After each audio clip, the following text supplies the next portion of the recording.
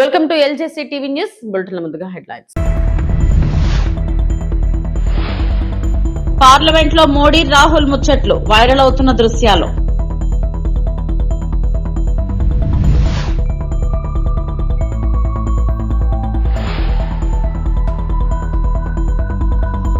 మహాత్మా జ్యోతిరావు పూలే జయంతి సీఎం చంద్రబాబు నేతృత్వంలో రాష్ట్ర వ్యాప్తంగా ఘన నివాళులు.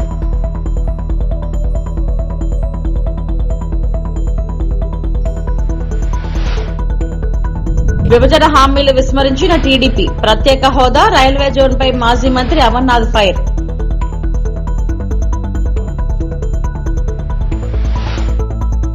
పార్లమెంట్ ప్రాంగణంలో శనివారం ఉదయం ఓ ఆసక్తికర సన్నివేశం చోటు చేసుకుంది. ఎప్పుడు ఒకరిపై ఒకరు ఆరోపణలు చేసుకునే ప్రధానమంత్రి మోడీ కాంగ్రెస్ నాయకుడు రాహుల్ గాంధీతో కొద్దిసేపు ముచ్చటించారు. ఆ దృశ్యాలు సోషల్ మీడియాలో వైరల్ అవుతున్నాయి.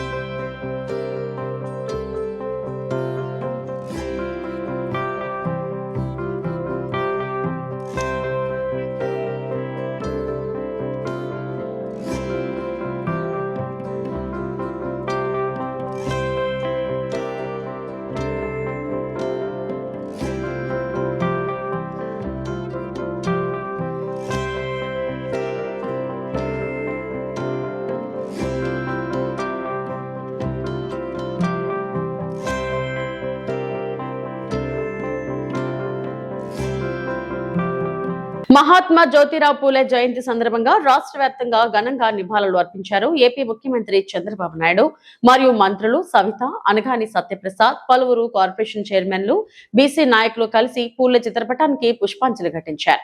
ఈ సందర్భంగా ముఖ్యమంత్రి మాట్లాడుతూ మహాత్మా పూలే ఆశయాలను సాధించేందుకు ప్రతి ఒక్కరూ కృషి చేయాలని పిలుపునిచ్చారు. సమాజంలో సమానత్వం, విద్యా విస్తరణ, బడుగు బలహీన వర్గాల అభ్యున్నతి కోసం ఆయన చేసిన సేవలు చిరస్మరణీయమని పేర్కొన్నారు. పూలే చూపిన మార్గంలో నడుస్తూ సమాజ అభివృద్ధికి అందరూ భాగస్వాములు కావాలని సీఎం కోరారు.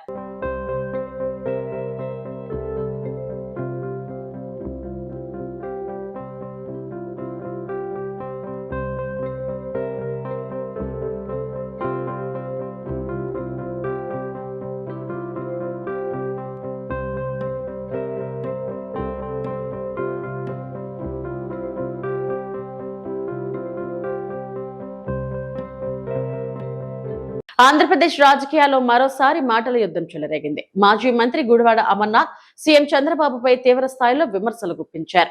రాష్ట్ర ప్రజలు చంద్రబాబుకు ఓటు వేసి 4సారి మోసపోయారని ఆయన ఆరోపించారు. టీడీపీ ప్రభుత్వం రాష్ట్ర భవిష్యత్తుకు సంబంధించిన కీలక హామీలను తాకట్టు పెట్టేసిందని అమర్నాథ్ అన్నారు. ముఖ్యంగా ఉత్తరాంధ్రకు ఎంతో కీలకమైన రైల్వే జోన్ సాధన విషయంలో ప్రభుత్వం సరైన కృషి చేయడం లేదని విమర్శించారు. రైల్వే జోన్ కోసం 5 దశాబ్దాలుగా ఉన్న డిమాండ్ ను వైసీపీ పోరాటం ద్వారానే సాధ్యమైందని పేర్కొన్నారు. అయితే ఎక్కడ మాకు పేరు వస్తుందని, మా ప్రభుత్వానికి పేరు వస్తుందని చెప్పి అప్పటికే భారతీయ జనతా పార్టీ తెలుగుదేశం పార్టీతోనో లేదా మిగిలినటువంటి రాజకీయ పార్టీతో కలిసి పోటీ చేయాలని చెప్పి నిర్ణయం తీసుకున్నటువంటి పరిస్థితుల్లో ఆ శంకుస్థాపన కార్యక్రమాన్ని ఆలస్యం చేశారు. వారు ప్రభుత్వం వచ్చిన తర్వాత చేసుకున్నారు. అయితే ఇప్పుడున్నటువంటి చేతకాని ప్రభుత్వం ఈరోజు కేంద్రంలో వారు భాగస్వాములై ఉన్నారు. వీరు ఏం అడిగితే అది చేయడానికి సిద్ధంగా ఉన్నారు.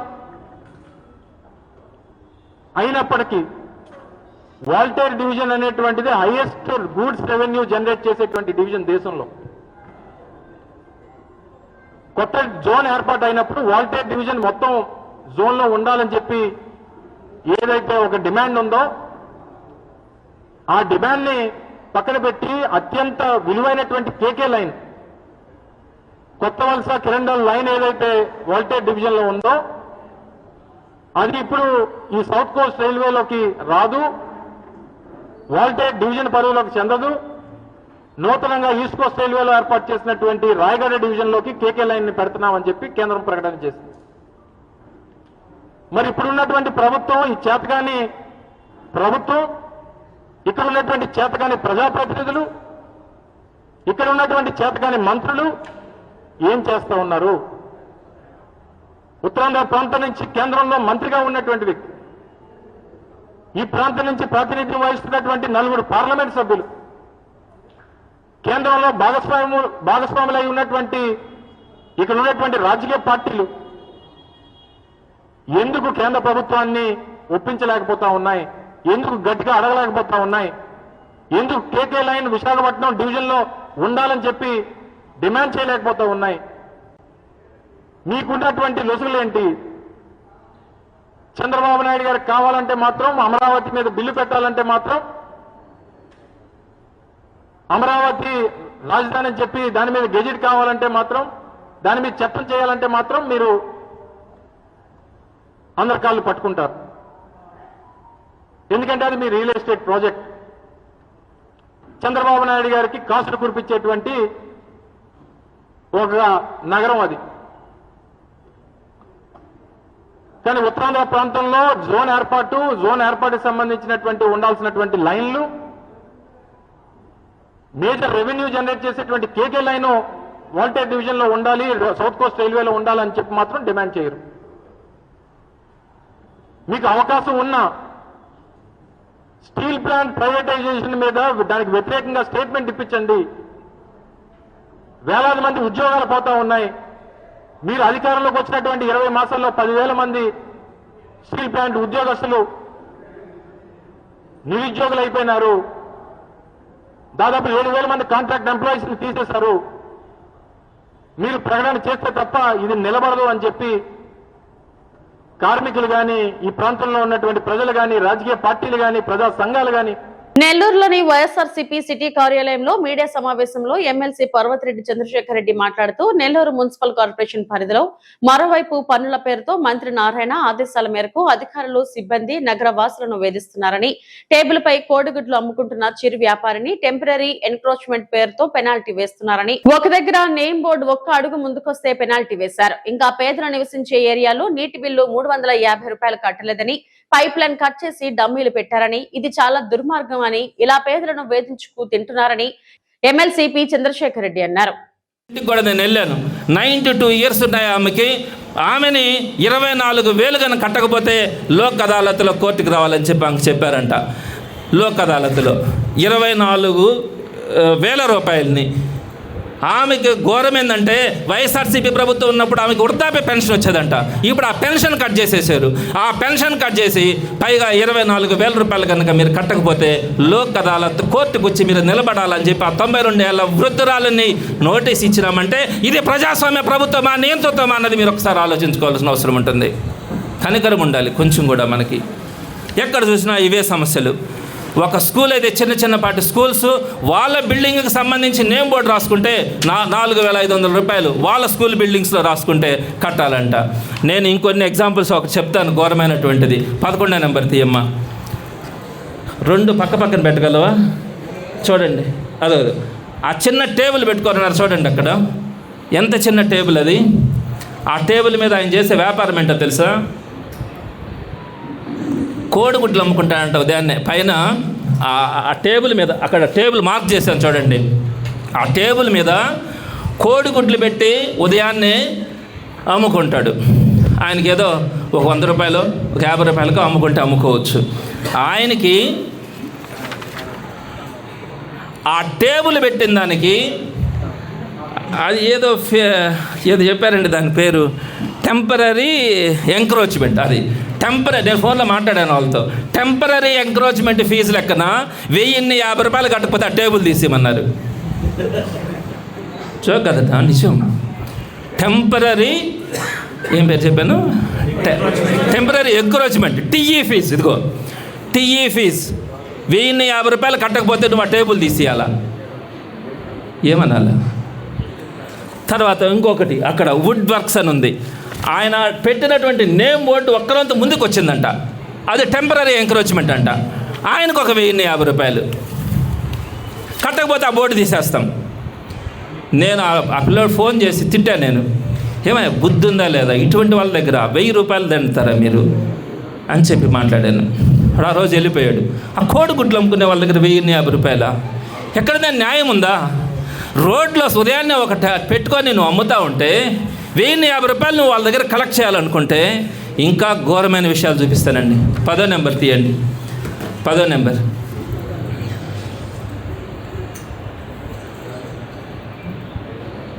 చూడండి, పేదలు నివసించే ఏరియాలో వాళ్ళకు ఒక ట్యాప్ ఫీజులు కట్టలేదని నిర్దాక్షిణ్యంగా వాళ్ళకి డమ్మీలు కొట్టేశారు.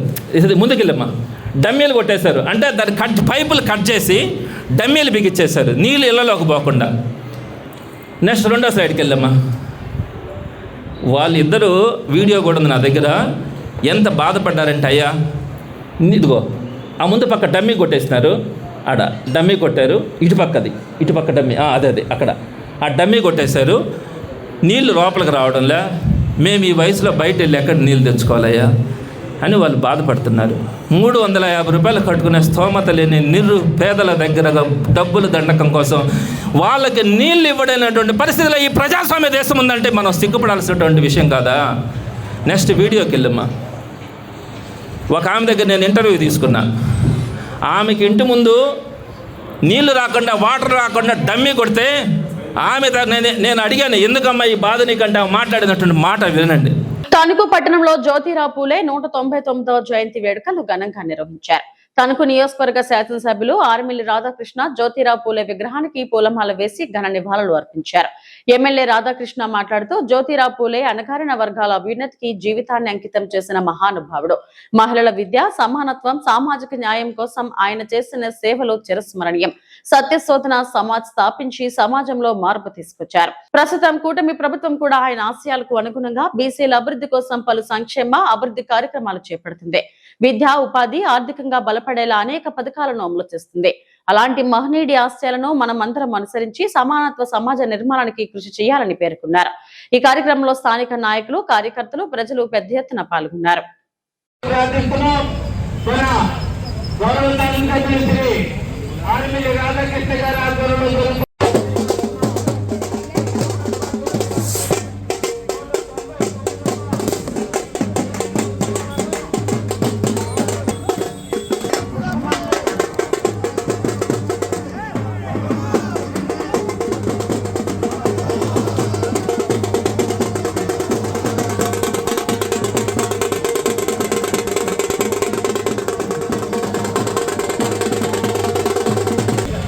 ఈరోజు దేశోత్సవాన్ని ఇంత ఘనంగా జరుపుకున్నటువంటి కడప నియోజకవర్గ భాగమైనటువంటి మన జనసేన బీజేపీ పక్కన కోసం ప్రజలందరికీ కూడా పేరుపైన కృతజ్ఞతలు వెంకటేశ్వర గారిని మన ఎమ్మెల్యేలతో పాటు కోరుకున్నాను.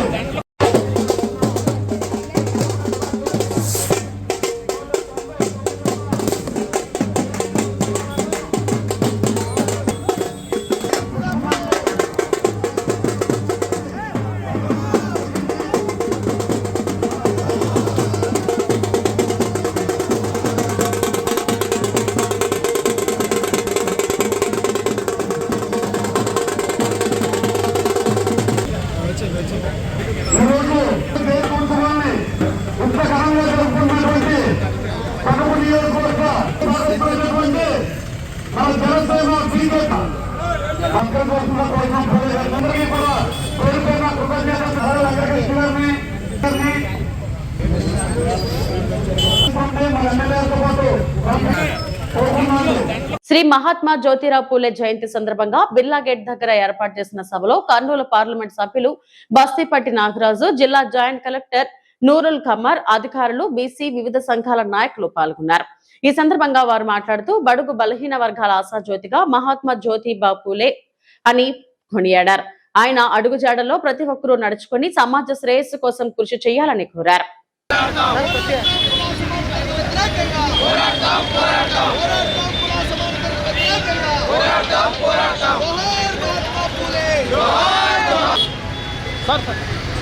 వారు ఎడ్యుకేషన్ కోసం, అది తర్వాత నిమ్న వెనుకబడి స్కూల్లో ఉన్నారు వీళ్ళ కోసం, ఉమెన్ కోసం మొత్తం లైఫ్లో అదే పని చేస్తారు. అది కాకుండా ఏమీ చేయలేదు.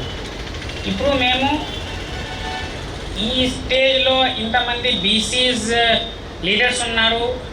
వీళ్ళు ఇప్పుడు ఇంత సమానంగా స్టేజ్లో కూర్చొని మాట్లాడతారు. కానీ ఇదే ఆ టైంలో అలా పరిస్థితి లేదు. బీసీ అంటే ఎక్కడైనా వెనుకబడి, ఎక్కడైనా ఇల్లిటరేట్ మాత్రమే పని చేసేవారు. అది తర్వాత 1827లో ఆ టైంలో ఎలా పరిస్థితి ఉండేది, he was married to a very young girl, 12 years 13 years. ఇప్పుడు చాలా వరకు కంప్లైంట్ చేస్తే ఉన్నారు, అందరూకి ఇది లేవు అది లేవు, ఓకే కొంచెం తక్కువ మంది ఉన్నారు కంప్లైంట్. ఆ వారు కూడా కంప్లైంట్ చేస్తే నథింగ్ వుడ్ హ్యావ్ హ్యాపెన్. ఇంత చిన్న వేషంలో పెళ్ళి అయితే ఏమి చేశారు, ఆమెకు చదివించి ఆమెతో వేరే వారుకు చదివించి ఆ కొత్త స్కూల్స్ ఓపెన్ చేశారు. 57-58 ఉంటే విమెన్ లిటరసీ రేట్ 35-36-40 వేరే వేరే మండల్లో వేరే వేరే లాగా ఉన్నాయి. 150 years ముందు అక్కడ ఈ విమెన్ ఎడ్యుకేషన్ స్టార్ట్ చేస్తే కూడా మా డిస్టిక్లో ఇంత పరిస్థితి ఉంది. అలాగే చైల్డ్ మ్యారేజ్ కూడా చూస్తే మా డిస్టిక్లో ఇప్పుడు కూడా చాలా మన దృష్టికి వస్తుంది, చాలా గవర్నమెంట్ దృష్టికి వస్తే. పశ్చిమ గోదావరి జిల్లా నరసాపురంలో ప్రసిద్ధిగాంచిన ఆదికేశవ ఎంహార్మన్నార్ స్వామి ఆలయంలో ఓ భక్తుడు ఆర్థిక సహాయం ₹1 కోటి నిర్మిస్తున్న గాలి గోపురం నిర్మాణ పనులకు త్రిదిండి చిన్నజీఆర్ స్వామి భూమి పూజ చేశారు.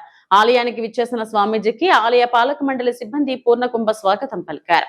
అనంతరం స్వామి వారిని దర్శించుకుని భక్తులను ఉద్దేశించి స్వామి మాట్లాడుతూ గోపురం నిర్మాణంలో ప్రతి ఇటు రామానుజం నామహితమై జరగాలన్నారు. మనమంతా ఒకే దేవుడికి పుట్టిన పిల్లలమని, ప్రతి ఒక్కరికి భగవంతుని నామస్మరణం పలికే స్వేచ్ఛ ఉందన్నారు. భారత భూమి అన్ని మతాలకు సంబంధించిందని, అన్ని దేశాల వారికి ఆతిథ్యం ఇచ్చి గౌరవించిన ఘనత ఈ నేలకే దక్కుతుందన్నారు.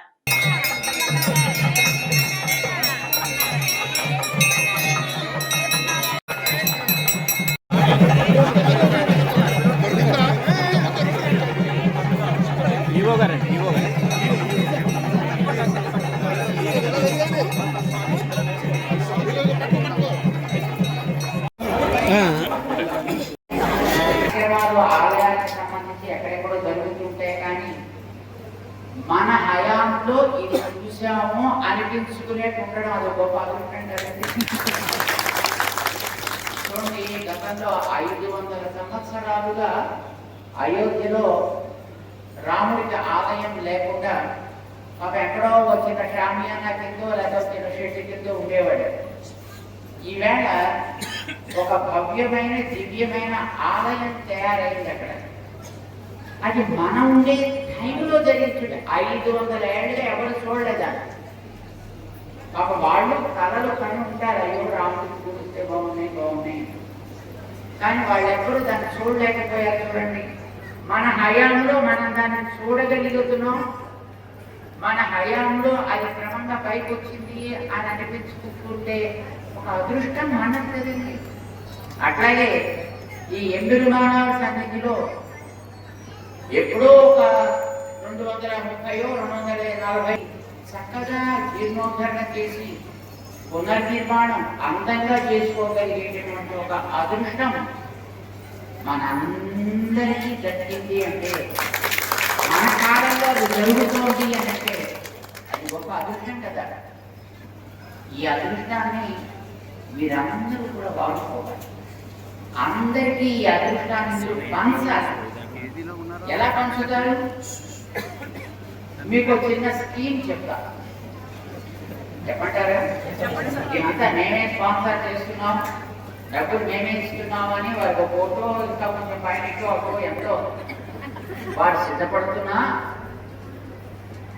మా అభిప్రాయం ప్రకారం ఇలాంటి లోకోత్తరమైనటువంటి కార్యక్రమాలు అందరి భాగస్వామ్యంతో జరగాలి. అవునా కదా? అంచేత ఇక్కడ నిర్మాణం చేసేటప్పుడు స్థపతి గారు ఇటుకలతోనే చేస్తున్నారా? అంచేత వారు ఇటుక తెప్పించినప్పుడు ఈ ఇటుకల్ని ఒక్కొక్కరు ఒక్కొక్క ఇటుక దాంట్లో పెట్టే బాధ్యత మేము తీసుకోవాలి. ఎంతమంది తీసుకుంటారు? ఒక్కొక్కరు కనీసం ఒక్కొక్క ఇటుక దాంట్లో పెట్టాలి. పార్వతీపురం మన్యం జిల్లా గుమ్మలక్ష్మీపురం మండల కేంద్రంలో వైద్య ఆరోగ్య శాఖ ఆధ్వర్యంలో శనివారం నాడు సచివాలయ ప్రాంగణంలో దోమతెరల పంపిణీ కార్యక్రమం నిర్వహించారు. ఈ కార్యక్రమానికి ముఖ్య అతిథిగా ప్రభుత్వ విప్ కురపాం ఎమ్మెల్యే గౌరవ శ్రీమతి తోయక జగదీశ్వరి హాజరై ప్రజలకు దోమతెరలను పంపిణీ చేశారు. ఈ సందర్భంగా ఎమ్మెల్యే మాట్లాడుతూ దోమల ద్వారా వ్యాపించే వ్యాధుల నివారణలో దోమతెర వినియోగం ఎంతో కీలకమని పేర్కొన్నారు. ప్రజలు ఆరోగ్యంపై ప్రత్యేక శ్రద్ధ తీసుకోవాలని, ప్రభుత్వం అందిస్తున్న ఈ సదుపాయాలను సద్వినియోగం చేసుకోవాలని సూచించారు. గ్రామీణ ప్రాంతాల్లో మలేరియా, డెంగ్యూ వంటి వ్యాధులను అరికట్టడానికి ప్రభుత్వం పలు చర్యలు చేపడుతుందని తెలిపారు. ఈ కార్యక్రమంలో జిల్లా వైద్య ఆరోగ్య శాఖ అధికారి భాస్కర్ రావు, ఏఎంసీ చైర్పర్సన్ కడ్రక కళావతి, మండల పార్టీ అధ్యక్షులు అడ్డాకుల నరేష్, అరకు పార్లమెంట్ సహాయక కార్యదర్శి తాడంగి రామారావు తదితరులు పాల్గొన్నారు. అందరూ ఆరోగ్యం కోసం మరి జ్వరాలతో బాధపడకుండా ఉండాలనే ఒక మంచి ఉద్దేశంతో, అంటే చాలా మందికి మలేరియా, డెంగ్యూ అనేక రకాల వ్యాధులు గురి కావడం జరుగుతుంది. కాబట్టి ఇవన్నీ మీకు ఎవరికి రాకుండా ఉండేందుకు ఈ దోమతెరలు కూడా పంచడానికి కూటమి ప్రభుత్వం ముందుకు పోతుంది. మరి ఎక్కువగా 26,338 దోమతెరలు రావడం జరిగింది. ఇందులో ముఖ్యంగా ఎక్కువ శాతం మనకే వచ్చాయి. కాబట్టి చాలా సంతోషంగా ఉంది. ఏదైతే కుటుంబం నియోజకవర్గం సంబంధించి ఎక్కువ మంది అనారోగ్యంతో బాధపడుతూ ఉంటారు. ఇప్పుడు నిజంగా కూటమి ప్రభుత్వం వచ్చినప్పటి నుండి అయితే ఎవరికి కూడా ఎక్కువ జ్వరాలు కూడా లేవు. అందరూ చక్కగా బాగానే ఉన్నారు. ఇక్కడ ఉన్నటువంటి మెడికల్ సిబ్బంది కూడా బాగానే చూడడం జరుగుతుంది. అన్ని చోట్ల కూడా ఎక్కడైతే అక్కడ మరి మెడికల్ క్యాంప్స్ కూడా ఏర్పాటు చేయడం జరిగింది. కాబట్టి ఏదైతే మనకి ఇచ్చినటువంటి గుమ్మలక్ష్మీపురం మండలానికి సంబంధించి మొత్తం మాదలింగి, అలాగే మొండేకల్లు, నీలకంఠపురం ఇవన్నీ ఇవ్వడం జరుగుతుంది. కాబట్టి మీరందరూ కూడా ఎవరైతే మరి ఇక్కడ ఉన్నట్టు వాళ్ళు అందరూ కూడా ఇవన్నీ కూడా వినియోగించుకోవాలి, ఇవన్నీ వాడుకోవాలి. ఎందుకంటే మనకి ఇచ్చినటువంటిది మనం ఏం చేస్తామంటే చెమట పుడుతుందని చెప్పి కప్పుకోకుండా వచ్చేస్తాం. మీరందరూ వాటికి సంబంధించి మంచి మెడిసిన్ తో కూడినటువంటి దోమ తెరలు అంటే అవి బాగా ఇచ్చేసుకుని చేస్తారు. మీరు కూడా కొద్దిగా నీటిలో కొద్దిగా జస్ట్ ఇచ్చేసేసి మీరు కప్పుకోవడానికి చక్కగా వీలు కలిగినట్లుగా చేసుకోవాలి. ఈ రోజు ఇవన్నీ కూడా మీ అందరూ ఆరోగ్యం దృష్టిలో పెట్టుకొని మన హెల్త్ మినిస్టర్ గారు సత్యకుమార్ యాదవ్ గారు, అలాగే మన సీఎం గారు నారా చంద్రబాబు నాయుడు గారు, డిప్యూటీ సీఎం గారు పవన్ కళ్యాణ్ గారు, అలాగే మన ప్రధానమంత్రి గారు మోదీ గారు సారథ్యంలో ఇవన్నీ కూడా మన అందరి ఆరోగ్యం కోసం మరి ఇవన్నీ కార్యక్రమాలు చేయడం జరుగుతుంది. ఇవన్నీ కూడా మీరందరూ లబ్ధిదారులు వినియోగించుకోవాలి. ఈ రోజు చూసుకుంటే ఎక్కువ శాతం కుటుంబ నియోజకవర్గానికి గవర్నమెంట్ కూడా వచ్చాయి. ఇవన్నీ మరి ఏవైతే ఇవి ఇప్పటి వరకు నా బులెటిన్ అప్డేట్స్. నమస్తే.